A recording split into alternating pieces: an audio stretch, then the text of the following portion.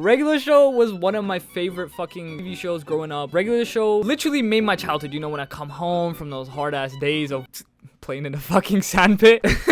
Those nap times in primary 1. Oh, those hit so good. Regular Show was always there for me. You know, the Blue Bird, Rigby, you know, just Mordecai feels like me. You know what I mean? That fucking simp. That's just a hopeless romantic. Today, I want to talk about why Regular Show is all of our favorite show. And we don't even realize it. Because Cartoon Network, we had Teen Titans Go. I'm not talking about that Teen Titans. Powerpuff Girls, Johnny Test, Adventure Time. We had all these amazing shows. But one show that stood out particularly to me was always Regular Show. And Regular Show just always had this feeling about it where it felt relatable, it felt fun, and every new episode felt like you could rewatch it again a million times. You know, you guys let me know down in the comments what you guys think, but I feel like first of all, we gotta talk about the relatable characters. Now, the main characters, Mordecai and Rigby, you know, they embody struggles of transitioning from adolescence to adulthood. And I feel like as we've grown up, we can only understand this now. You know, now being a fucking adult, I got fucking taxes, rent, all these fucking shit things to pay off now. I wanna kill myself. But their experience with mundane work tasks, friendships, and personal growth resonate with many viewers. You know, you had Mordecai always chasing the one girl, Margaret. Rigby always acting like a fucking child, like not kind of fully inheriting the adulthood yet, and you had park keepers and everything. And I feel like all these amazing characters all had their struggles in their own way. Pops, who would always act almost too kind, like a child almost, and you had Muscle Man, who was, you know, he'd get this shit done. He was just too fucking loud. Mordecai just, you know, slacked off with Rigby. You always had Benson, who kept everyone in check. But I feel like all these characters can all be relatable in real life, and I feel like you could imagine someone you know that can relate to these characters, or someone very close to you that is exactly like these characters. But also as well, Regular Show almost feels like an adult show, so watching it as an adult, I feel is more impactful than watching it as a child. All these different moments with like sad moments, intense moments, all these different moments in Regular Show really make the show hit harder, especially as well because it was such a small project and you got fucking amazing voice actors in there, such as Skips, which is literally Mark Wahlberg. I just found out the other day that fucking Benson, Muscle Man, and Pops are all played by the same person, which blows my mind. And I feel like with the small amount they had, they grew so big. And it was literally a fucking episode with Tyler the Creator on it. My favorite fucking rapper. I had no idea. We also talk about the unique humor. The show blends absurd humor, everyday situations with surreal, crazy stuff. And I love the ironic side to this as well, how it's called Regular Show, but it's just not fucking regular at all. You know, it could start off like a regular time of day. You know, they're in some branches and they're like, Benson's gonna kill us. Next thing you know, they're about to blow up the world. It's some crazy shit like that, and I love it. This also creates unexpected and often hilarious scenarios and appeal to a wide audience. And I just feel like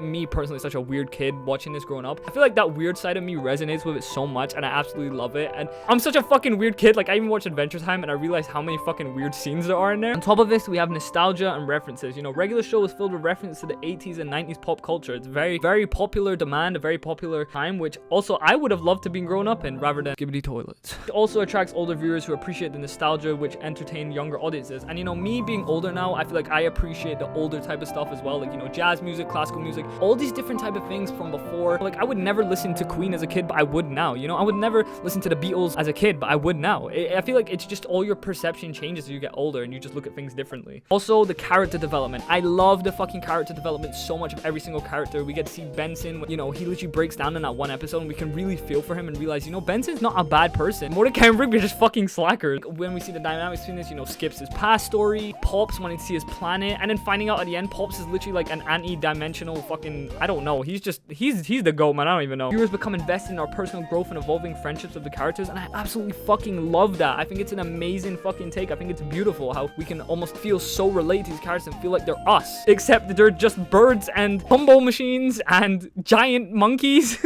And then also as well, we got a creative storytelling. The series frequently derives from conventional narratives, incorporating elements and unpredictable plot twists, and keep the audience intrigued and engaged the whole time. And I feel like that's such a hard task to execute well, but the way J.G. Quintel does it is just absolutely insane. I feel like, you know, as the seasons get more and more, you realize how intense and how much of a storyline the show actually has, especially in the last 2 seasons with Anti-Pops, the whole storyline going crazy, and Pops has to kind of defend everyone and become like a superhero. Like, it's such a crazy dynamic at the end, and it just absolutely blows my mind how we go from that to fucking them brushing some leaves and getting shouted at. Like, you literally go from the first episode of rock, paper, scissors, next thing you know, they're being sucked into a portal. Like, how does that happen? Also, appeal to multiple demographics. You know, the show balances mature humor with content appropriate for younger viewers, enjoyable for a broad range. All these factors in between just make Regular Show such a beautiful, amazing show, and I just feel like it will always forever hold a special place in my heart no matter what. I watch this show every single year, and I still never ever get bored of it. I fucking love it. I just can't get enough of it. I think, and I did actually hear they're rebooting it recently, or they're rebooting it very soon. There's something like that going along the lines, and I just think regular show altogether, you just can't top it. I'm sorry, I don't know. Even if they bring out a new one, you're just not gonna be able to top it. Even the spin-off shows, you're not gonna be able to top it. Regular show is a different type of perfection, can't find in anything else, and I will stand by that till the day I fucking die. I don't care. I will literally come back to life. Like, if this music isn't played at my fucking funeral, I'm not dying. Yo.